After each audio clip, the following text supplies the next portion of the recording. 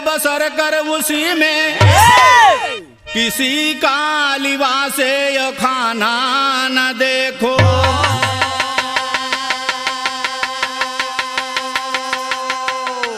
इंसानियत की न गर्दन झुकेगी, झुकाने का जालिम बहाना न देखो।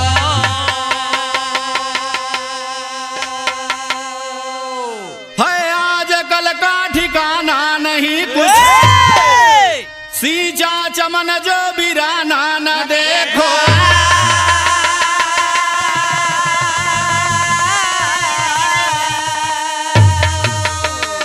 देने वाला ऊपर वाला है भाई, अपने को देखो जमाना न देखो।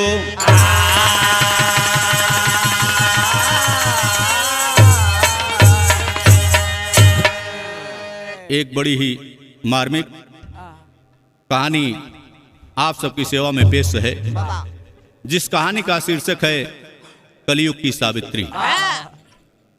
इस कहानी, इस गीत में आप सबको सुनने को मिलेगा कि आज भी हमारे देश में कुछ ऐसी नारियां मौजूद हैं जिनके द्वारा किया गया हर कार्य बड़ा सराहनीय और अनुकरणीय है।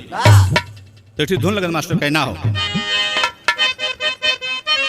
गौड़िया। अरे चिलमन उठा के आपने, अरे चिलमन उठा के आपने गुलशन जला दिया। चिलमन उठा के आपने गुलशन जला दिया। चिलमन उठा के आपने गुलशन जला दिया। चिलमन उठा के आपने गुलशन जला दिया। तो चिलमन उठा के आपने अरे गुलशन जला दिया। और मुझको तो यार अपनों ने, अरे मुझको तो यार अपनों ने बेघर बना दिया। मुझको तो यार अपनों ने बेघर बना दिया। मुझको तो यार अपनों ने बेघर बना दिया। मुझको तो यार अपनों ने बेघर बना दिया। ये तो बिल्कुल ओरिजिनल बात रही बाबूजी, लेकिन इसी भाव में कभी लेखनी करिए, ध्यान देंगे। कहना हो कि दौलत ने दौलत वालों को, अरे दौलत ने दौलत वालों को अंधा बना दिया। दौलत ने दौलत अंधा बना दिया। दौलत ने दौलत वालों के अंधा बना दिया। दौलत ने दौलत वालों को अंधा बना दिया। तो दौलत ने दौलत वालों को अरे अंधा बना दिया। और जननी को जालिमों ने, अरे जननी को जालिमों ने धंधा बना दिया। जननी को जालिमों ने धंधा बना दिया। जननी को जालिमों ने धंधा बना दिया। जननी को जालिमों ने धंधा बना दिया। भारत की नारियों के पांव चूमता गगन, सिर पे कभी गुलाब कभी सोहता कफन। पति के लिए पत्नी कभी बलिदान होती है। पति के लिए पत्नी कभी बलिदान होती है। मानवता जब डूबे तभी बदनाम होती है।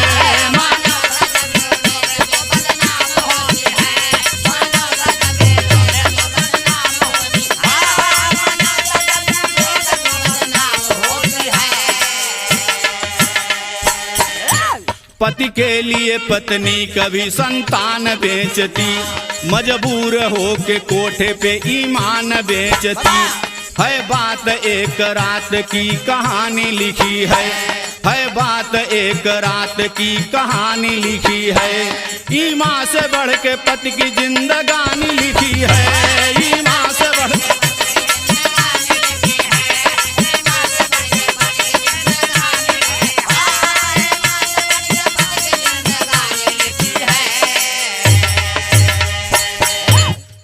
जूनागढ़ में रहता था गोविंद एक गरीब, करता रहा मजदूरी ओ बेहद था बदनसीब। गोविंद की शादी की बात आई है घर में, गोविंद की शादी की बात आई है घर में। बिन दहेज शादी तय हुई खुशहाली है घर में, बिन दहेज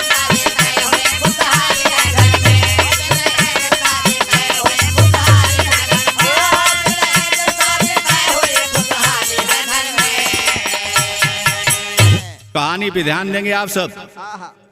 हमारे इसी भारत देश में जूनागढ़ एक जिला है। जूनागढ़ जिले में एक सेठ जी हैं। सेठ जी की एक लड़की है। सेठ जी को ऊपर वाले ने धन दौलत तो बहुत कुछ दिया, लेकिन सेठ कंजूस नंबर के एक के हैं। सेठ की बिटिया बा के नाम सपना बाबूजी। सपना जब सयानी होती है, शादी के योग्य होती है, तो सेठ जी अपने मन में सोचने लगे कि अब हमको अपनी बिटिया की शादी कर देना चाहिए। बिटिया की शादी ढूंढे शुरू के है बाबूजी। घर मिले तो बर नहीं, बर मिले तो घर नहीं, और जो दोनों बढ़िया मिला था तो लोग कुछ न कुछ दहेज की मांग करवे करत। और सेठ सोचे थे कि बिटिया की शादी हो जाए, लेकिन पैसा एक कौन खर्च हो। ढूंढते ढूंढते बिल्कुल परेशान उसी जूनागढ़ जिले में एक गोविंद नामक नौजवान है, जिसके पिताजी जब उसका बचपना था तभी इस दुनिया को छोड़ के चले गए। गोविंद बेचारा बड़े गरीब परिवार का है। दिन भर मेहनत और मजदूरी करता है तो शाम को 2 वक्त की रोटी नसीब होती है। टूटा फूटा मकान है, उसकी माँ है। सेठ चारों तरफ शादी ढूंढते ढूंढते संजोग से उसी गोविंद के दरवाजे पर जा करके पहुंचे। टूटा फूटा मकान देखे, अपने मन में सोचे कि शादी अगर तय हो जाएगी, यहाँ हमको दहेज वगैरह ज्यादा नहीं देना पड़ेगा। यही बात सोच करके शादी की चर्चा छेड़ दिए। उसकी माँ से कहे, अपनी बेटी की शादी आपके लड़के के साथ करना चाहते हैं, तो बताइए शादी कैसे संपन्न हो पाएगी। गोविंद की महतारी बोल बड़ी, बाबूजी कहा सेठ जी, ऊपर वाले धन दौलत जब देते हैं तब इंसान को मिलता है। आप अपनी लड़की तो मुझे दे ही रहे हैं, मुझे आप और क्या देंगे, जो आपकी इच्छा होगी आप दे दें। सेठ अपने मन में सोचे कभी ऐसे सस्ती शादी ये दुनिया में न मिली। तुरंत बाबूजी पंडित जी को बुला करके दिन बार बिल्कुल पक्का कर दिए कि फला दिन को आप लोग बारात को लेकर के हमारे दरवाजे पर आएंगे। सेठ चले गए। धीरे धीरे धीरे धीरे समय गुजरता गया। आज वो दिन आया कि गोविंद दूल्हा बन करके अपनी पूरी बारातियों के साथ बारात लेकर के चल पड़ा बाबूजी। और जब सेठ जी के द्वारे पर बारात पहुंचे थे, तो हमारे भारत देश की परंपरा है कि जब बारात वगैरह आती है, शादी के पहले माताएं बहनें कुछ गीत गान दरवाजे पर जरूर करती हैं। जौनी समय बारात द्वारा के 4 बजे पहुंचे थे बाबूजी, उस समय कुछ गीत गौ नहीं गावत थी। मातारी बहन का गावत थी, बोलिया कहे कि हमारी गली दुल्हे, हमारी गली दुल्हे होके आना, हमारी गली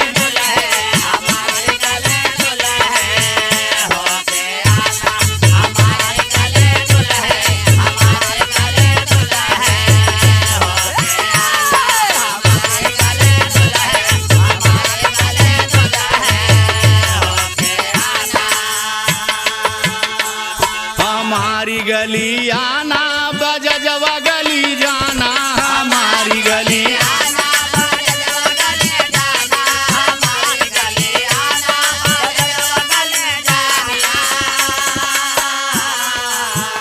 अरे दूल्हे का जामा, दूल्हे का जामा लेते आना, दूल्हे का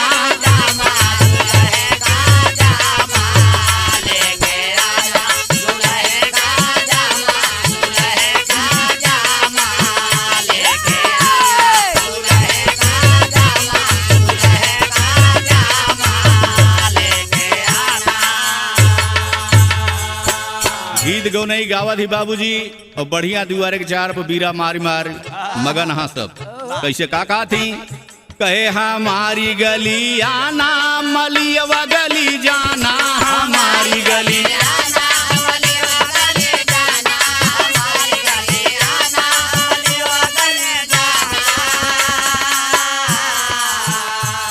मूड़ का मौरा, मूड़ का मौरा लेते आना, मूड़ का मौरा।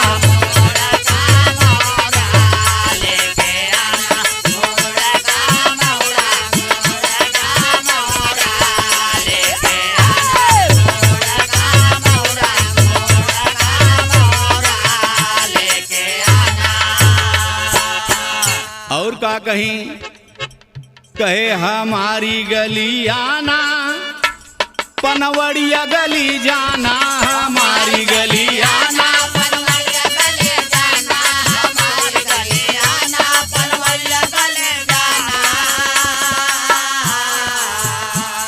पान का बीरा लेते आना, पान का बीरा, पान का बीरा लेके आना, पान का बीरा, पान का बीरा लेके आना, पान का बीरा, पान का बीरा लेके आना। बढ़िया बढ़िया गीत गाने के साथ बारातियों का स्वागत सत्कार हुआ बाबूजी। सब लोग जल जलपान करके द्वार का चार जब संपन्न हुआ, भोजन वगैरह करके जब निवृत्त हुए, पंडित जी वर और वधू दोनों को बिठा करके मंडप में शादी करवाना शुरू कर दिया। मंत्रोच्चार के द्वारा जब शादी संपन्न होती है, शादी संपन्न होने के बाद सेठ सुबह होते ही तुरंत चाय नाश्ता करा करके बारातियों की विदाई अपनी बेटी के साथ कर दी बाबूजी। और जिस समय सपना अपने मायके से चल करके ससुराल में आती है, वही समय के भाव दिए कवि जी एक धुन लगन मास्टर। बढ़िया। अरे कहिया हो दुल्हन अइली, कब भवा दीदार हो, और कहिया घुघुरिया लइके, अरे कहिया घुघुरिया लइके अइल हमरे सार हो, कहिया घुघुरिया लइके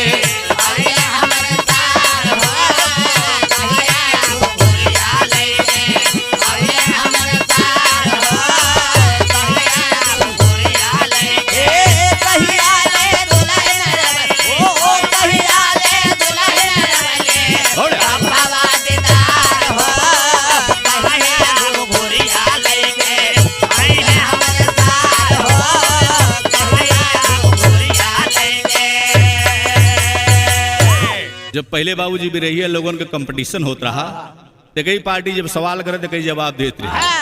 अब तो सब समय चला गया, तो कई जब प्रश्न किस तो कई जवाब का देते, कहे गहनमा दुल्हन अइली और सेजिया पे दीदार हो,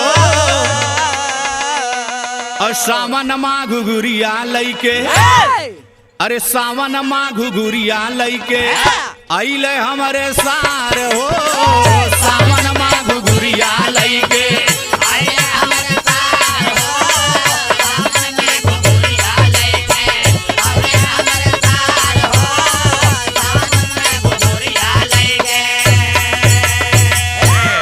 यही भाव बाबूजी जिस समय अपने मायके से चल करके सपना अपनी ससुराल में कदम रखती है, वही समय के भाव कबीर दिए। कैसे कहना हो कि आइली गवनवा सपना साज के दीदार हो, और दुल्हन का देखते गोविंद होई गए बीमार हो, दुल्हन का देखते गोविंद होई गए बीमार हो, दुल्हन का देखते गोविंद होई गए बीमार हो, दुल्हन का देखते।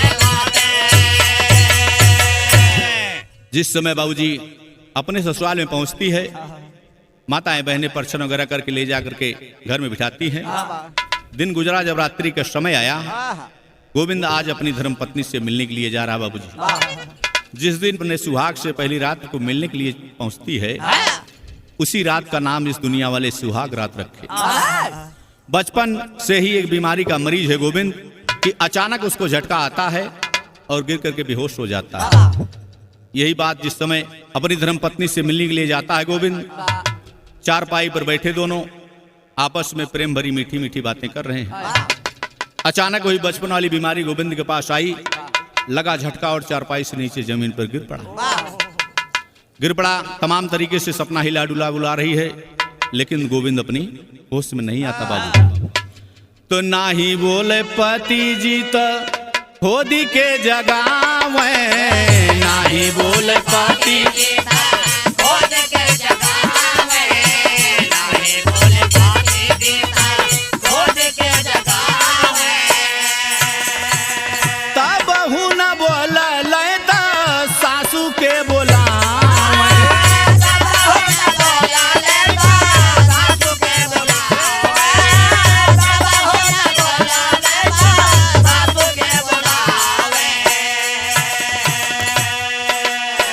सपना के सपना पल में, सपना के सपना पल में होई गवा बेकार हो। दुल्हन का देखत गोविंद होई गए बीमार हो।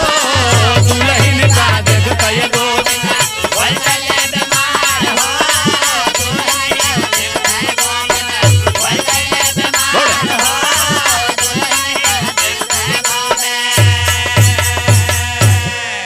तमाम तरीके से हिलाती डुलाती जगाती है। जब गोविंद नहीं जागता है, बड़े जोर जोर से आवाज लगाते बाबूजी चिल्लाती है। उसकी सासू और जो रिश्तेदार की औरतें घर में हैं सब आकर के एकत्रित होती हैं। सब लोग तमाम तरीके से जगाने का प्रयास करते हैं, लेकिन गोविंद अपने होश में नहीं आता। सपना अपने सर को पकड़ करके बैठ जाती है कि बारे प्रभु, आज आपने मुझे कौन सा दिन दिखाया। तमाम अरमान तमाम सपना लेकर के हर लड़की अपने मायके से ससुराल में जाती है, लेकिन एक झटके में सारा का सारा सपना टूट गया बाबू। तेरी भाव लगत कहना हो,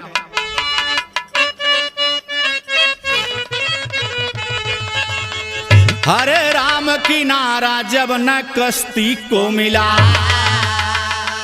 तो डूबी बीच भंवर में होके बेसहारा। किनारा जब न कश्ती को मिला,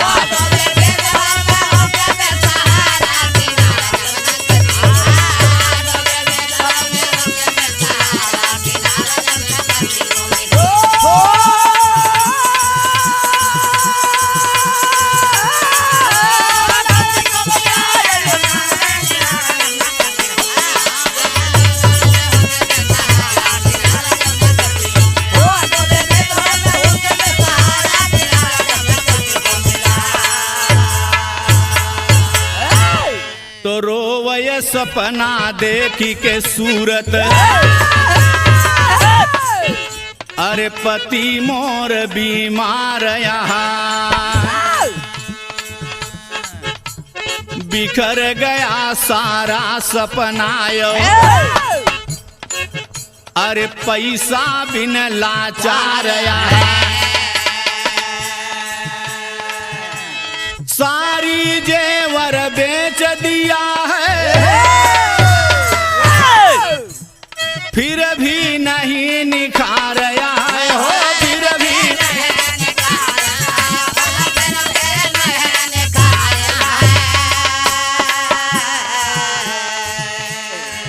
बोली डॉक्टर से हाथ जोड़ी, बोली डॉक्टर से हाथ जोड़ी, सारी मेहनत बेकार यहाँ।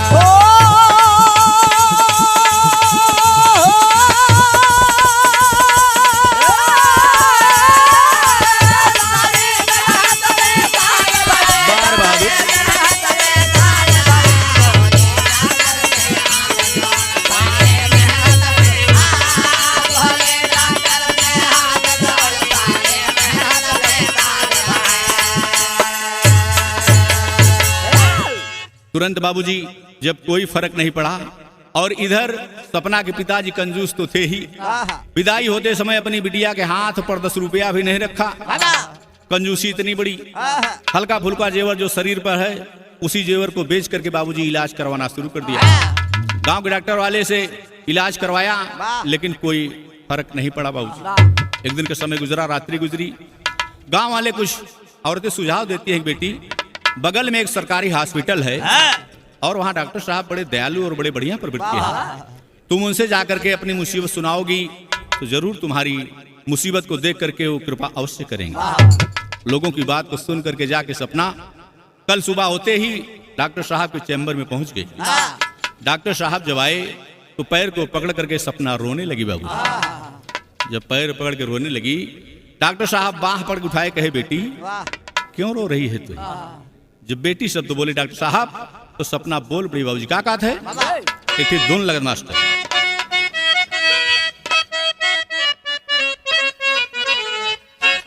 दौड़िया एक कोनो नई नवेली दुल्हन बाबूजी जब मैं ससुराल आवत है, ससुराल आते भरम होकर मर्द के नौकरी पलटन में लाग गया। पास पड़ोसिन कहे पतरका तू बड़ी भाग्यशाली हो। कहे काहे कहे देख तोरे उते भरम तोरे मर्द के नौकरी पलटन में लाग।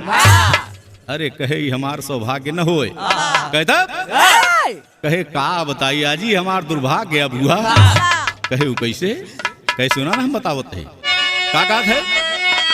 कहे कि होई गए सजनवा अरे फौजमा भरती हो देखा बिना जोतवैया पड़ा खेत परती हो देखा बिना जोतवैया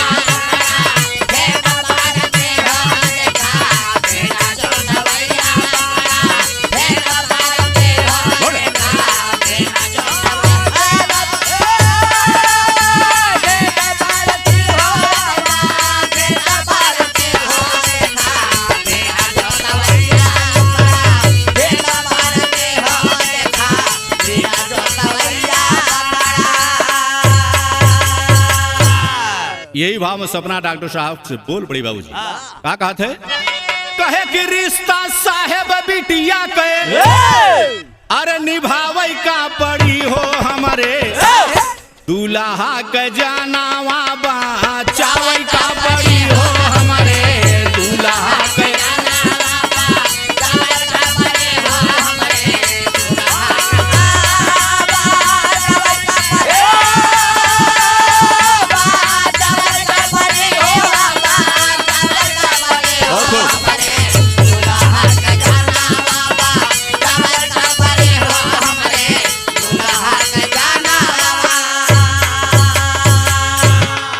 बोल बड़ी सपना काड़ा साहब जो आपने मुझे बेटी का दर्जा दिया है इस रिश्ते को आपको निभाना होगा। बोले क्या बात है। सारी बात बताई सपना। तुरंत डॉक्टर साहब जाकर के गोविंद की पूरी शरीर चेक किए बहू। चेक करने के बाद बोल पड़े कहे बेटी बोले हैं हकीम बेटी माना हमारी बतिया हो।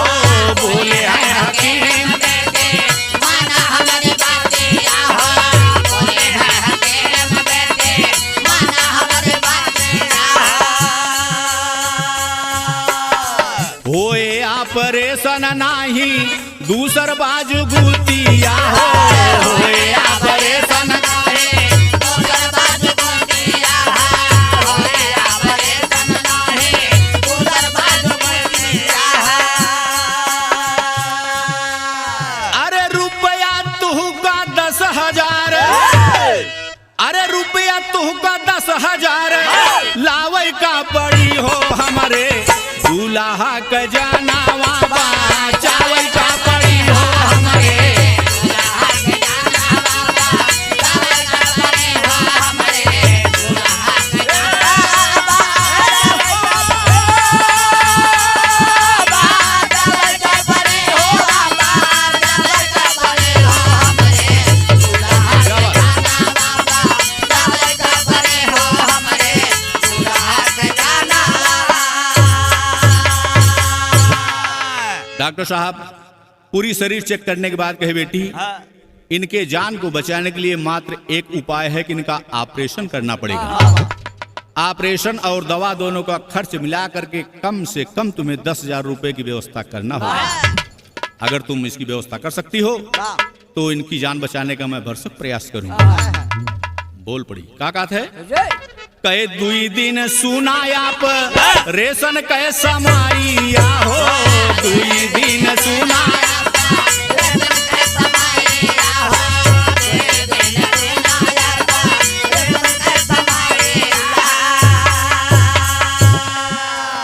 नाही छिपी जाए तोहरे जीवन कह तरैया हो। नाही छिपी जाए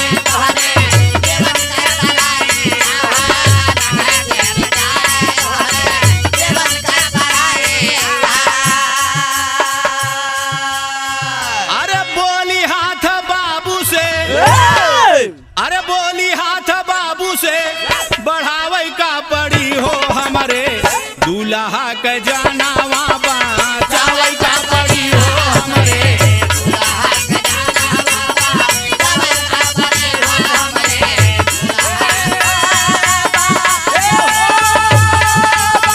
बचावे का पड़ी हो बचावे का पड़ी हो हमारे दूल्हा के जनावा बचावे का पड़ी हो हमारे दूल्हा के जनावा। डॉक्टर साहब बोल पड़े, कहे बेटी इनके ऑपरेशन करने का ज्यादा से ज्यादा समय 2 दिन का है। 2 दिन के अंदर अंदर अगर इनका ऑपरेशन नहीं हुआ तो इनकी जान खतरे में पड़ जाएगी। बोल पड़ी, ठीक है डॉक्टर साहब, आप इनका इलाज कीजिए, मैं पैसे की व्यवस्था 2 दिन में करके आती हूँ। सपना अपने मन में सोचती है कि हमारे बाबूजी इतने बड़े इंसान हैं, इतने बड़े आदमी हैं, अगर 10,000 रुपए के लिए मैं उनके सामने अपने हाथ को फैलाऊंगी तो हमारी मदद जरूर कर देंगे। हॉस्पिटल में एडमिट करके और यही बात अपने मन में सोच करके चल पड़ी बाबू, चल पड़ी अपने मायके की तरफ। गांव की 2-4 औरतें देखती हैं कि सपना आ रही है, तुरंत जाकर के सेठ जी के पास पहुंचे। बोल पड़ी, कहे सेठ तोहार बिटिया वही कपड़ा में आज वापस आवत बिया जौने कपड़ा में तू ओके विदाई कहे रहे। सेठ अपने मन में सोचता है कि मैं अपनी बेटी की शादी एक गरीब घर में कर दिया था, हमें लगता है कि सपना उस गरीबी को बर्दाश्त नहीं कर पाई और घर को छोड़ के चली आ रही। तुरंत दरवाजे पर जाकर के बैठ गया कि सपना अगर आएगी तो मैं उसको घर में नहीं घुसने दूंगा। और इधर सपना आकर के पहुंचती है, देखिए धुन लगन मास्टर कहना हो।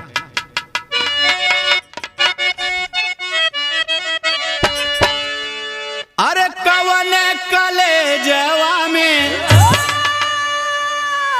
करेलू पढ़ाई हो, चलेलू बिना ओढ़नी के,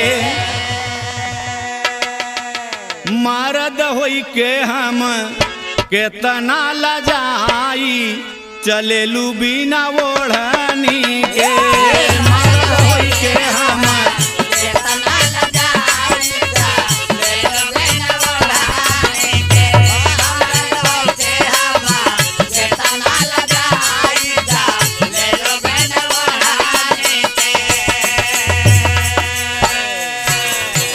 ई तो धुन रही बाबूजी, लेकिन यही भाव में सपना जब अपने पिताजी को देखे तुरंत अपने बाबूजी के पैर को पकड़ करके और रोने लगी। बाबूजी कैसे कहना हो, अरे बाबू के चरानावा पे बरस नयनवाए बाबू,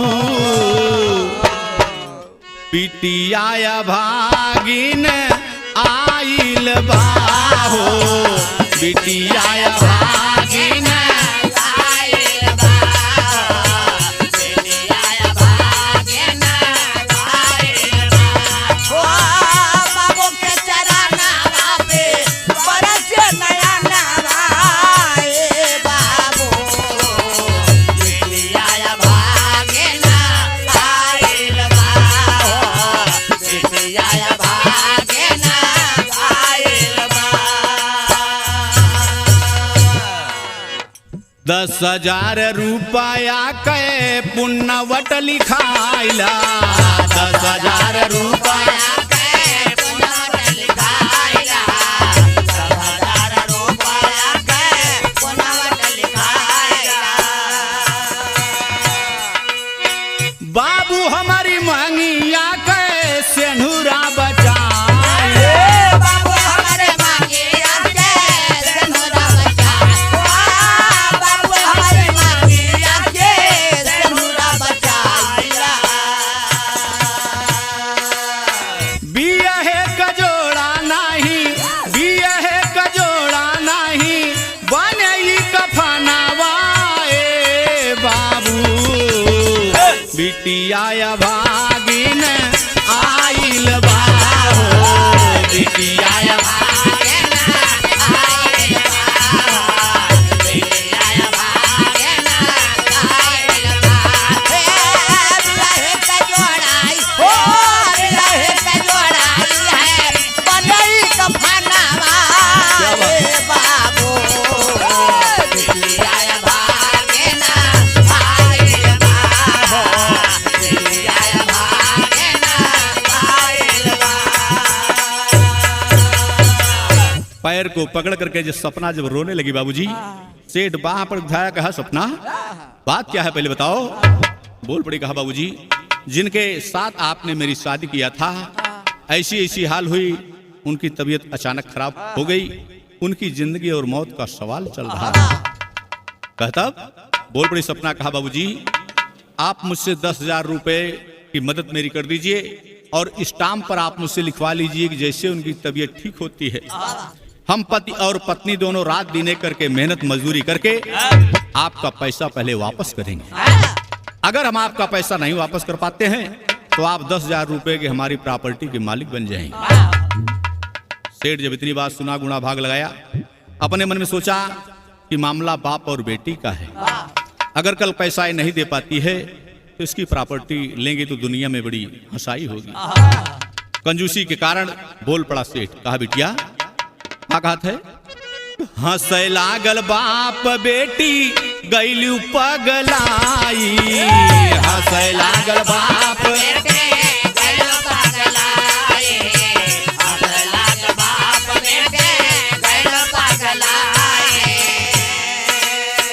तोहरी कराई देबे दूसर हम सगाई।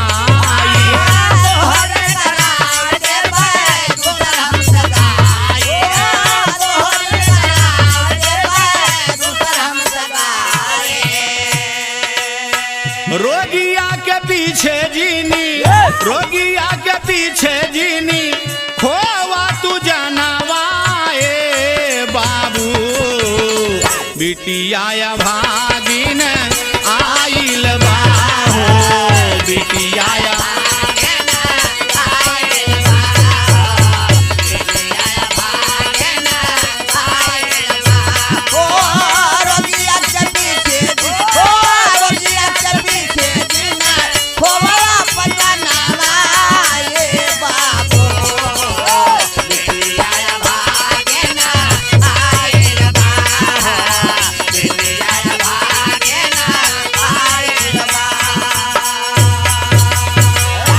सेठ बोल पड़े, कहे बेटी क्या मालूम 10,000 रुपए से तू उसकी दवा कराएगी तो कोई गारंटी तो है नहीं कि ठीक हो जाएगा।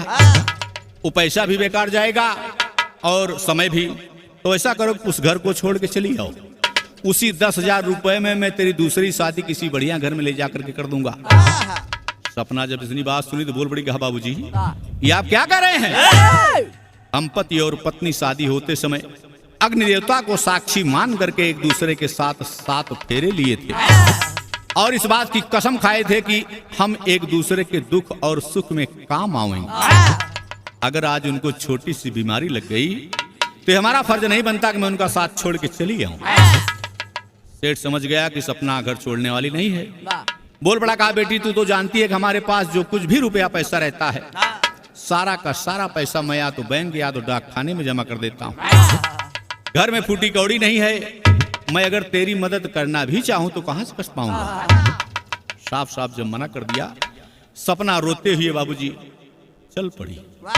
बचपन की 2-4 सहेलियां कुछ दूर तक पहुंचाने जाती हैं। बोल पड़ी, कहा बहन तुम्हारे ऊपर इस समय विपत्ति का आसमान टूट पड़ा है, तू कैसे अपने पति का इलाज कराएगी? बात समझ में नहीं आ रही। कहा कि बहन अब हमको दुनिया संसार में किसी का सहारा नहीं, जब अपने माता पिता ही नहीं हुए तो दूसरे किसका सहारा लिया जाए। मैं चल रही हूँ, भिक्षा मांगना शुरू कर दूंगी।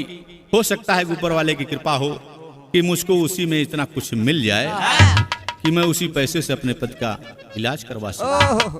तो कहना धुन लगा मास्टर।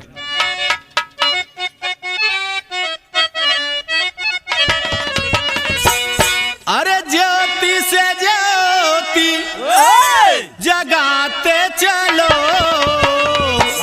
प्रेम की गंगा बहाते चलो, प्रेम की गंगा बहाते चलो, प्रेम के गंगा बहाते चलो। ज्योति से ज्योति जगाते चलो, ज्योति से ज्योति जगाते चलो, प्रेम की गंगा बहाते चलो, प्रेम की गंगा बहाते चलो। बचपन की सहेलियां कुछ दूर विदा करने के बाद वापस जब आती हैं बाबूजी, तुरंत आंचल फैला करके और भिक्षा मांगना शुरू कर देती है सपना। कैसे?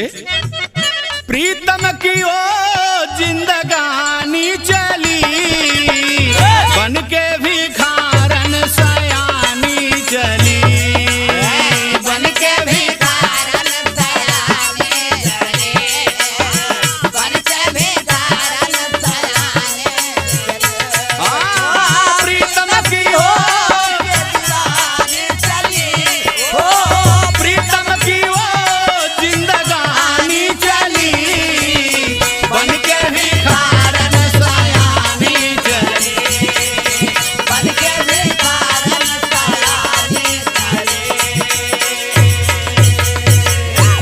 बाबूजी गौने का कपड़ा पहन करके और आंचल फैला करके भिक्षा मांगना शुरू कर दिया।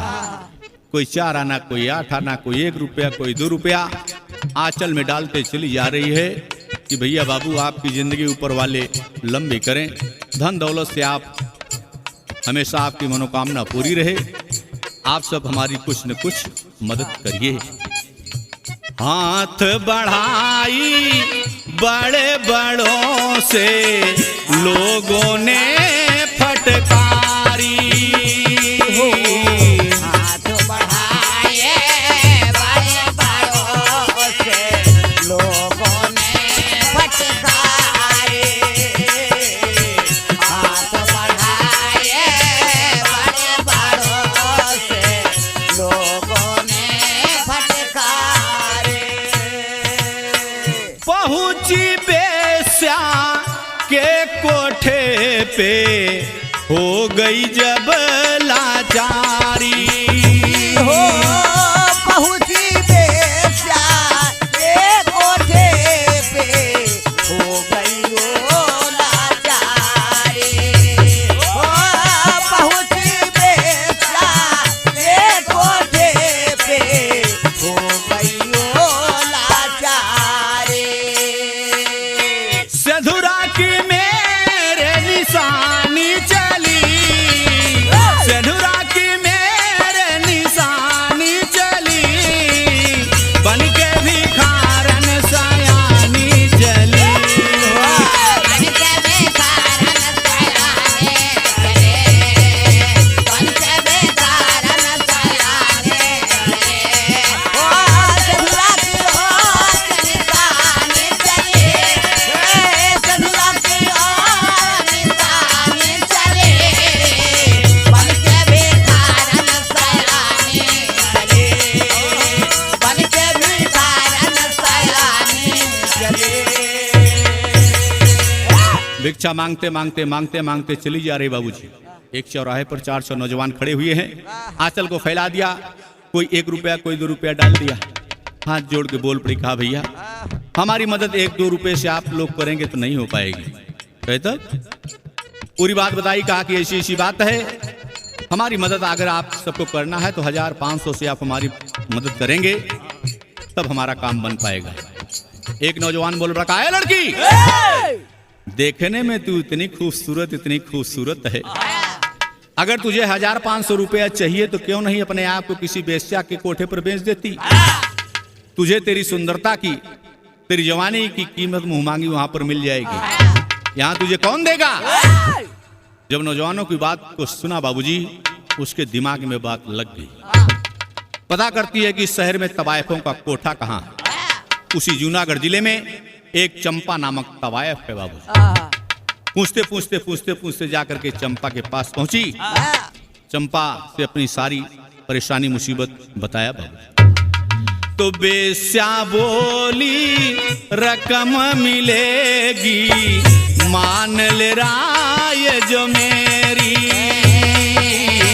बेस्या बोले रकम मिलेगी, मान ले राय जो मेरे, बेस्या बोले रकम मिलेगी, मान ले राय जो मेरे।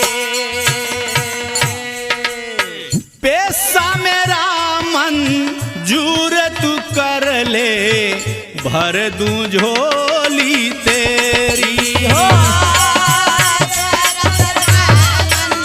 यूर तू कर ले, भर दूं झोली तेरी, यूर तू कर ले, भर दूं झोली तेरी। आहा बिकने को जालिम जवानी चली, बन के भिखारन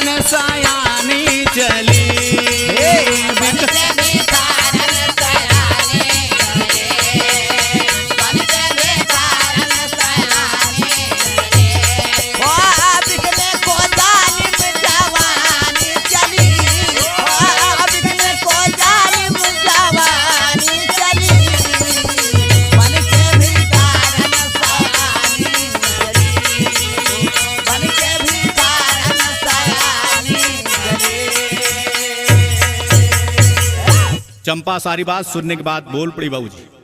कहा कि ठीक है सपना, मैं तेरी मदद 10,000 रुपए से जरूर कर दूंगी, तू देखने में इतनी खूबसूरत है, लेकिन मेरी एक शर्त है कि ये जो हमारा पैसा है इस पैसे को तुम्हें मंजूर करना पड़ेगा। कहा क्या करना पड़ेगा?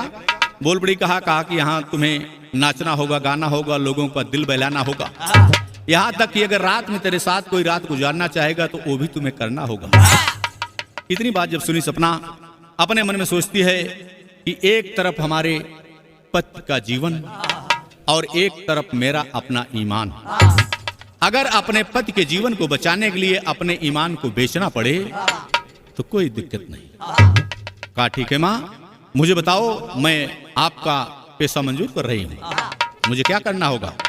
कहा कि ऊपर चली जाओ, ऊपर 2 नंबर कमरे में श्रृंगार करके और नीचे आके 1 नंबर कमरे में बैठ जाओ। कहा ठीक है माँ। गई ऊपर, जब पहुंचती है और श्रृंगार करने जब बैठी बाबूजी, तो कन्हैया की याद उसको आ गई तुरंत और आंख में आंसू भर आए। तो पापड़ भाव लगा मास्टर, कैसे?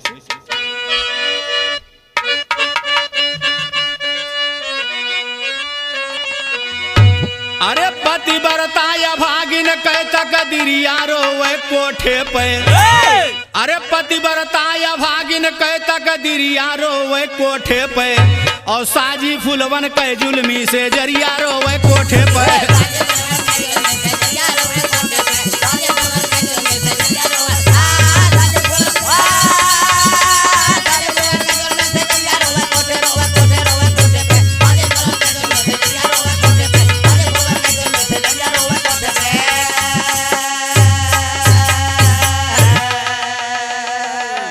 अरे होठ लाली काली हो गए और बह आंख से काजल,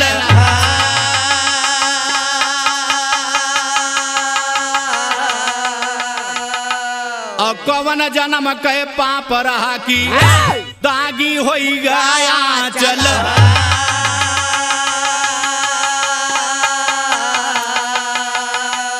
अरे घिर के चौमुख से गम के बदरिया रोवे कोठे पे, और कोरी वही गौने के चुनरिया रोवे कोठे पे।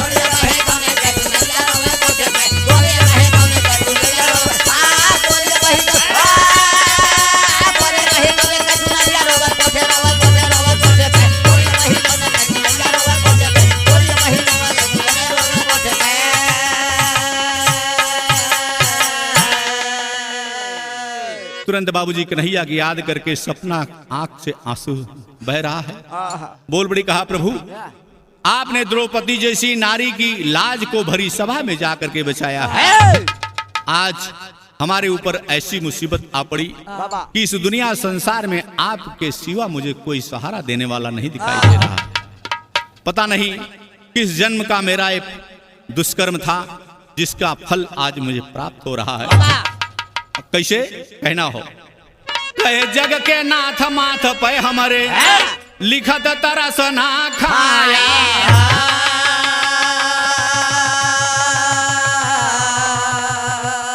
आवाज बचावा लजिया जैसे द्रौपदी के बचाया।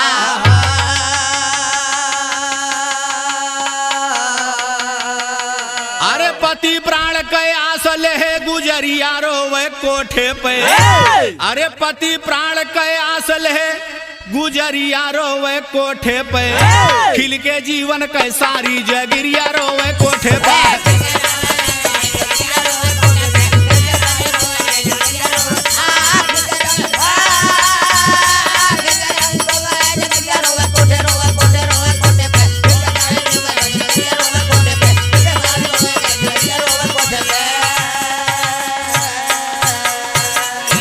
कन्हैया की याद करते हुए बाबूजी आंख से आंसू बह रहा है।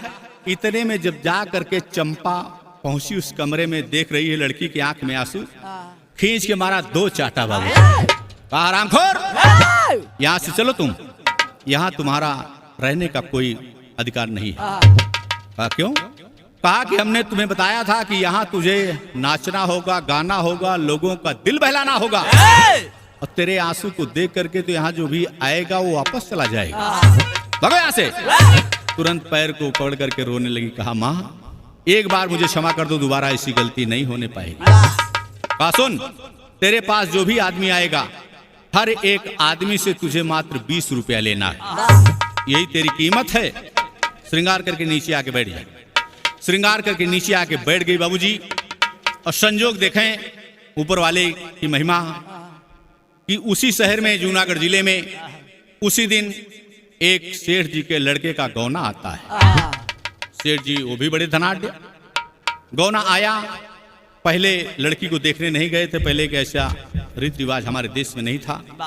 अब तो शादी के पहले लड़का और लड़की दोनों एक दूसरे को देख लेते हैं। तुरंत जब उसकी पत्नी आई और रात्रि में जब गठबंधन हुआ परछन के लिए, तो सेठ का लड़का अपनी बीवी का पैर देख लिया कि बिल्कुल काला है। अपने मन में सोचा जब इसका पैर काला है तो इसका मतलब हमारी बीवी काली है। जब परछन होकर निवृत्त हुई, गठबंधन खुला, अपने मन में सोचा कि मैं इस पत्नी को अपने साथ नहीं रखूंगा। तुरंत तिजोरी से एक अटैची नोट निकाला और नोट को लेकर के जाके पहले दारू के ठेके पर पहुंचा। बाबू एक पगुआ मारा। जब थोड़ा मूड फ्रेश हुआ तो सोचा कि आज सुहागरात किसी कोठे पे मनाई जाए। संजोग देखें उसी चंपा के कोठे पे आके पहुंचता आदमी। बाबू नौजवान पहुंचा, चंपा दरवाजे पर बैठी हुई है। और नौजवान बोल पड़ा, कहा अम्मा पाव लगी। जब पहलगी किया तो चंपा समझ गई कि कोई नया आदमी। कहा ठीक है, अपना काम बताओ। कहा कि तुम्हारे यहाँ जो बढ़िया से बढ़िया खूबसूरत लड़की हो उसको हमारे पास सामने लाओ, मुंह मांगे कीमत देने के लिए मैं तैयार हूं। चंपा बोल पड़ी, एक नंबर कमरे में चले आओ, वहां आज ही हमारे यहाँ एक नई लड़की आई है, देखने में बड़ी खूबसूरत है।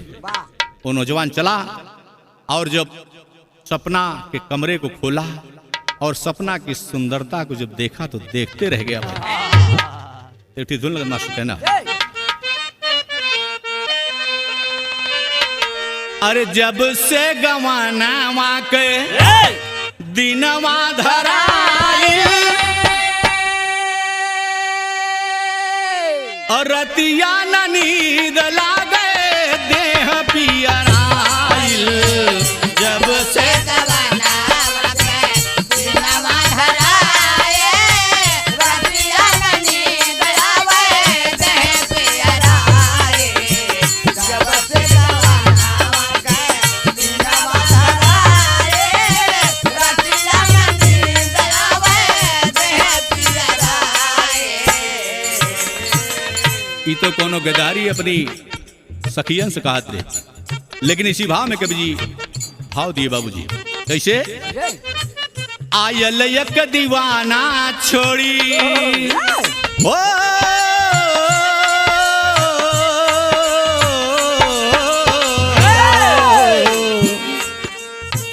आयल एक दीवाना छोड़ी गौने के दुल्हनिया गयल पगलाई जब देखल मोहनिया।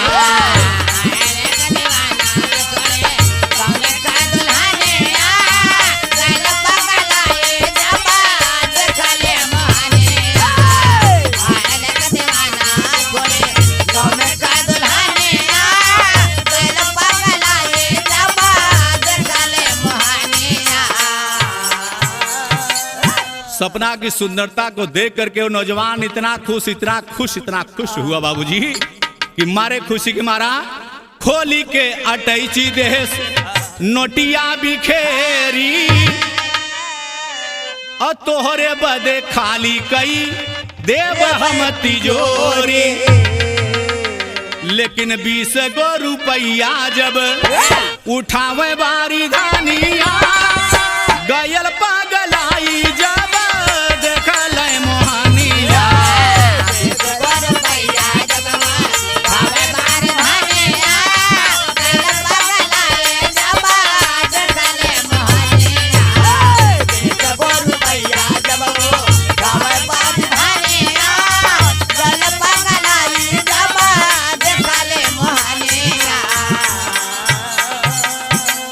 पूरी अटैची भर की नोट बाबूजी सपना के कदमों पर बिखेर दिया। कहा ये सारी दौलत तुम्हारे लिए है, तुम्हारी जवानी हमारे लिए है। लेकिन सपना उसमें से मात्र 20 रुपया उठा के अपने पास रख लिया और बोल पड़ी, कहा भैया पाए बाकी पैसा आप अपने पास रख लीजिए। जब इतनी बात सुना नौजवान तो बड़ी चक्कर में पड़ा। अपने मन में सोच रहा है कि हमने तो सुना था कि वेश्या का सब कुछ पैसा होता है, लेकिन ये कैसी वेश्या है कि पैसे को ठोकर मार रही है। जरूर इसमें कोई राज है। और नौजवान बोल पड़ा, कहा है लड़की, मैं तुझसे कुछ पूछना चाहता हूं, तुझे बताना पड़ेगा। कहा बताओ भैया। तो बोल पड़ा, क्या बात है? अरे बोला जमा दिल लगाने से पहले पहले तुझे राजया बना बताना पड़ेगा। बोला जमा दिल लगाने से पहले पहले, बोला जमा दिल लगाने से पहले तुझे राजया बना बताना पड़ेगा। बोला जमा दिल लगाने से पहले, तो बोला जमा दिल लगाने से पहले तुझे राज अपना बताना पड़ेगा। अरे ए जुर्मी पर्दा उठाने से पहले पहले, ए जुर्मी पर्दा उठाने से पहले पहले तुझे नोट गिने गिने उठाना पड़ेगा। उठाने से पहले पहले, जुर्म पर्दा उठाने से पहले तुझे नोट देने से उठाना पड़ेगा। जुर्म पर्दा उठाने से पहले। बोल बड़ा नौजवान, कहा लड़की, ये सारी दौलत तेरे लिए, इसको तू अपने पास रख, और जो कुछ मैं तुझसे पूछूंगा वो सारी की सारी बात तुझे बताना पड़ेगा। बोल बड़ी, कहा भैया आप चिंता मत करें, जितना हमारी कीमत, जितना मेरी फीस है उतना हमने ले लिया, पाए बाकी पैसे को मैं क्या करूंगी। तो गया चौक आशिक, ये क्या मैंने देखा, बेस्या का होता है सब कुछ ही पैसा। बोल बड़ी, कहा भैया यही 20 रुपया बस मेरी कीमत, नहीं इसके आगे है छूने की हिम्मत। अरे ये नाज नखरा दिखाने से पहले पहले, ये नाज नखरा दिखाने से पहले पहले तुझे राज अपना बताना पड़ेगा। उठाने से पहले पहले,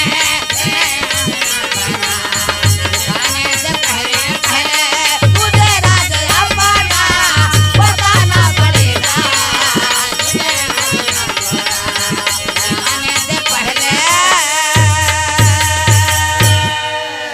जब इतनी बात बोली सपना, आशिक चौंक गया, बोल पड़ा, कहा ये मत भूल कि आज पूरी रात के लिए तू मेरी है, मैं तेरे साथ जो भी चाहूं वो सब कुछ कर सकता हूं, लेकिन कुछ भी करने से पहले जो मैं तुझसे पूछ रहा हूं, तू अपना परिचय पहले मुझे बताओ।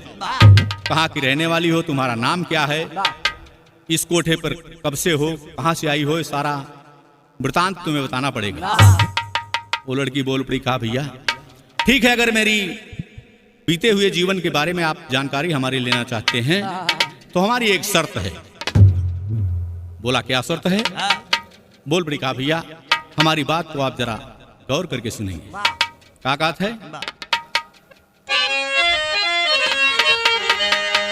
बोल पड़ी बाबूजी आंख में आंसू भर करके, और सपना उस आशिक से बता रही, क्या बात है? कहे चुनरी का धगवा कलैया में बधाइला, और तब सुनिला बतिया हमार बाबू, और हमारी नैया के बना करीवार बाबू, हमारी नैया के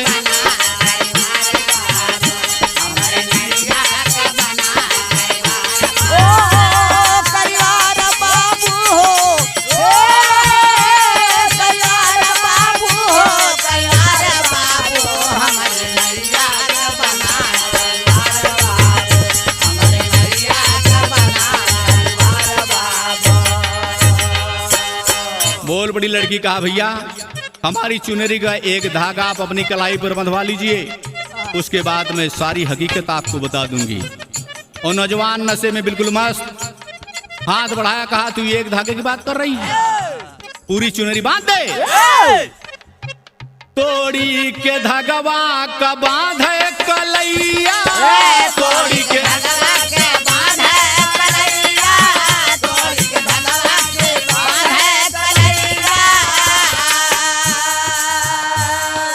बधते मचुएला गया किसे सुइया,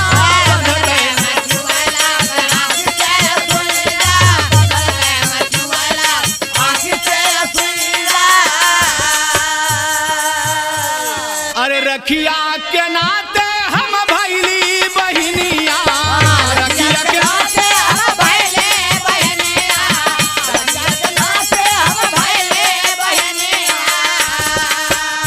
अरे तू भैला बिरना हमार बाबू, हमारी नैया के बना करुआर बाबू, हमारी नैया के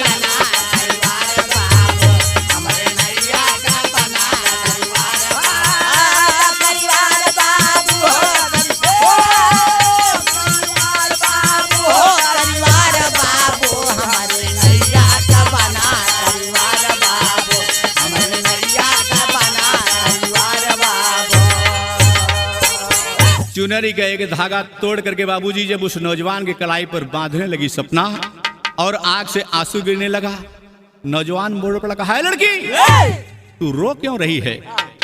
बोल पड़ी सपना, कहा भैया आज आपकी कलाई पर राखी बांधते हुए हमें अपने भाई की याद आ गई।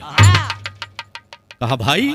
कहा हाँ, अब आप धर्म के मेरे भाई हुए और मैं आपकी बहन हूं। जब भाई और बहन का रिश्ता सुना नौजवान बोल पड़ी सपना, कहा भैया इतना पावन और पवित्र रिश्ता संबंध है कि अब मैं आपसे कुछ छुपा नहीं सकती, सारी हकीकत बताने चल रही हूं। जब भाई बहन का रिश्ता सुना तुरंत बाबूजी सारी की सारी नशा उतर गई। बोल पड़ा नौजवान, कहा बता क्या बात है? आलम भालम मास्टर कैसे?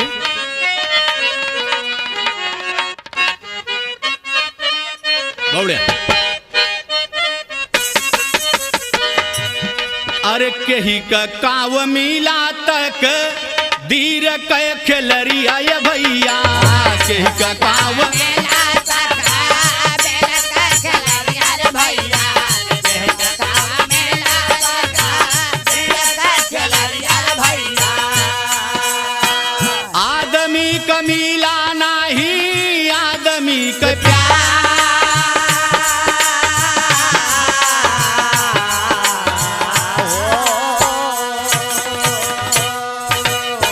नाही मिला ब्रिज को दाम अंगूरवाय भैया, नहीं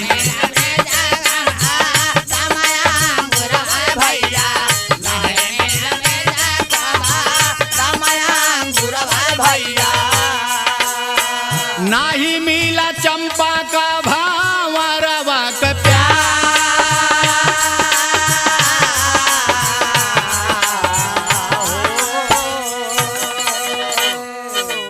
कितनी बढ़िया बात दिए कवि जी बाबूजी कि जहां जिसको जो चीज मिलनी चाहिए वो नहीं मिल पाता है, कर्म की बात है। खुद का कैसे कहा थे? अरे रोई रोई सपना सारी बतिया बतावे, रोई रोई सपना सारी बतिया बतावे, सपना सारी बतिया बतावे। अबला करथ सारा भेदवा उघा,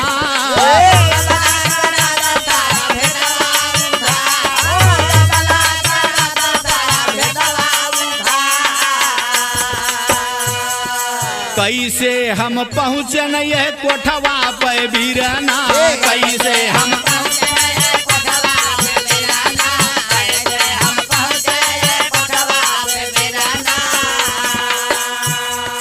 समय कै तका जाबा सुना मन विचार, समय कै तका जाबा सुना मन विचार, समय कै तका जाबा सुना मन विचार।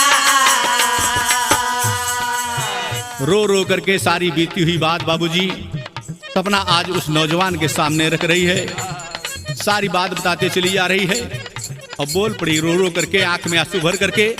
कहा भैया अरे समय कैसा ताई है सुना मोरे बबुआ,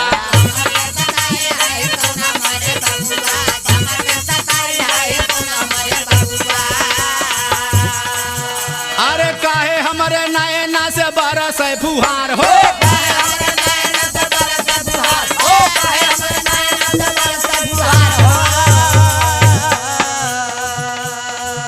अरे पूछा ना खबरिया हमारे दिल के दर्दिया,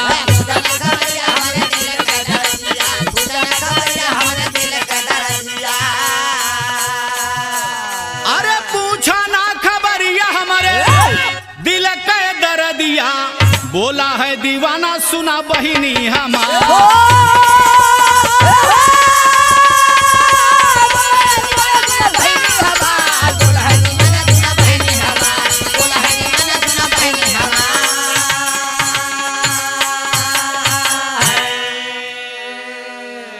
रो रो करके जब सारी बीती हुई बात सपना उस नौजवान के सामने रख दिया, और नौजवान बोल बड़ा कहा बहन अब तू चिंता मत कर, मैं तेरी सारी परेशानी सारी मुसीबत को समझ गया, ये धर्म का तुम्हारा भाई तुम्हारे सामने खड़ा है, तो सुन अंतिम भाव खड़ी बोल पड़ा भाई क्या कहा था, अरे बोला है दीवाना भेद बतायू अपना, तो का भैया कह का समिया ना घबरावा बहना, तो का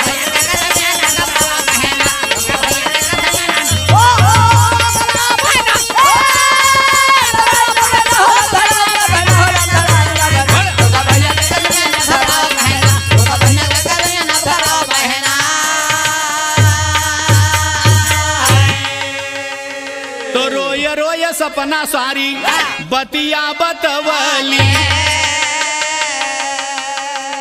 अवासिक कलई के यस पतलिया मायवली, अरे बोला है दीवाना ना बुराई अजना, तो का भैया कह का समिया जिन घबरावा बहन,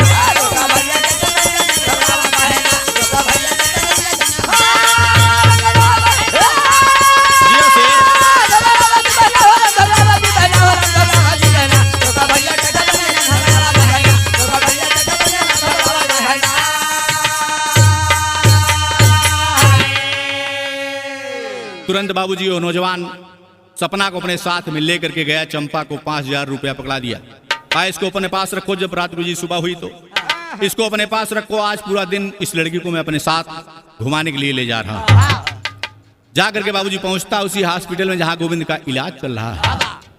गोविंद के पास जब पहुंचा और डॉक्टर साहब से नौजवान बोल पड़ा, डॉक्टर साहब पैसा अगर इस व्यक्ति के बराबर लगेगा तो पैसा मैं दूंगा, लेकिन पैसे के लिए इसकी जान नहीं जानी चाहिए।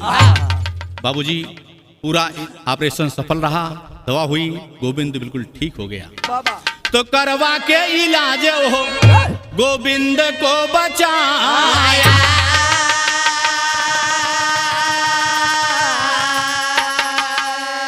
और सपना बोली जैसे हमारी दुनिया तू बसाया,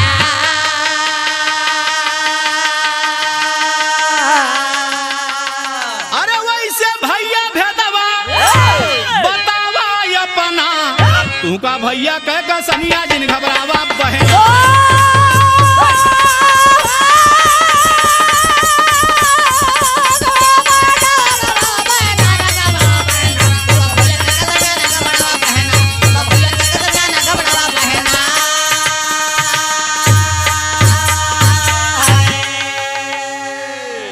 बाबूजी जब गोविंद बिल्कुल ठीक हो गया तो सपना बोल पड़ी, कहा भैया मैंने तो अपना सारा जीवन की कहानी आपको सुना दिया, लेकिन अब मैं आपसे जानना चाहती हूं कि आपके ऊपर कौन सी ऐसी बात मुसीबत आ पड़ी जो कि आप इस कोठे पर आकर के पहुंचे।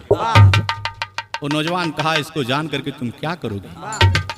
बोल पड़ी सपना, का भैया हमने जो सब कुछ आपसे बताया तो आप भी मुझे बताइए ना। वो गोविंद के सामने पूरी बीती हुई बात, पूरा घटनाक्रम रख दिया बाबूजी। कहा कि ऐसी बात हुई हमने अपनी बीबी का पैर देखा था काला है, इसलिए मैं उसको छोड़ करके चला आया। इस कोठे पर आया तब हमारी तुम्हारी मुलाकात हुई। बोल पड़ी सपना, कहा भैया आज मैं रक्षाबंधन की बधाई के उपलक्ष्य में मैं आपसे कुछ मांगना चाहती हूँ। और नौजवान बड़े चक्कर में पड़ा कि रुपया पैसा जो कुछ था वो तो सब हम खर्च कर दिए, अभी पता नहीं मुझसे क्या मांगेगी। कुछ बोल नहीं रहा, सपना बोली, कहा भैया आप बोलते क्यों नहीं, मैं आपसे रुपया पैसा धन दौलत नहीं चाहती। कहा कुछ भी हो बहन, लेकिन जो तेरी इच्छा हो मेरे सामने रखो, बात क्या है। तो बोल पड़ी बाबूजी, कहा कि आप पहले मुझे वचन दीजिए, जो मैं आपसे मांगूंगी आप उसकी पूर्ति अवश्य करेंगे। तो वचन लेके सपना बोली, माना भैया कहे ना,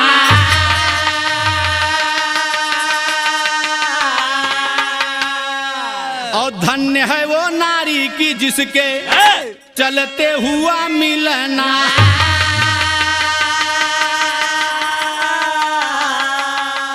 अरे कसम राखी के भाभी को अपना के रखना, तू का भैया कह का सनिया जिन घबरावा बहे।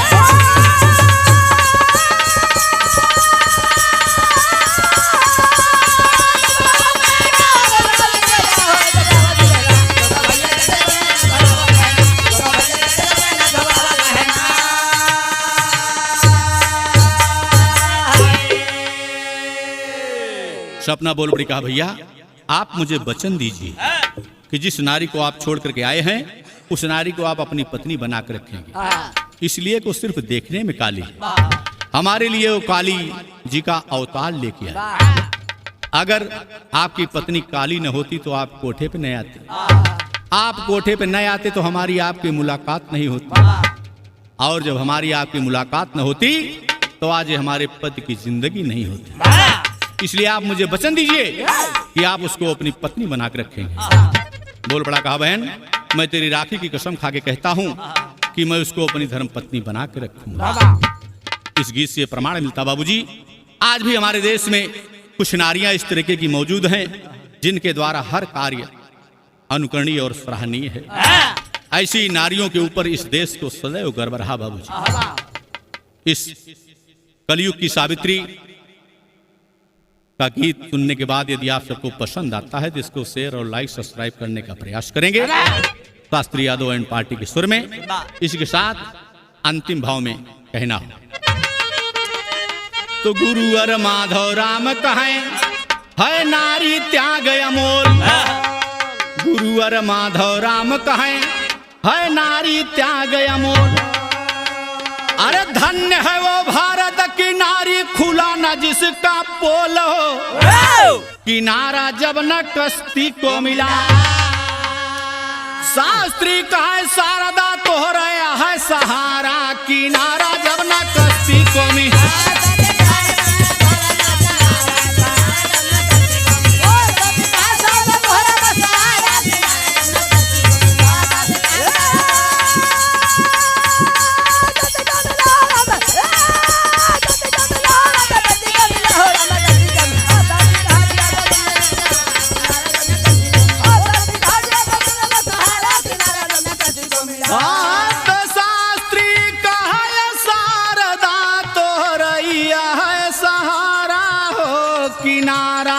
जब न कश्ती को मिला।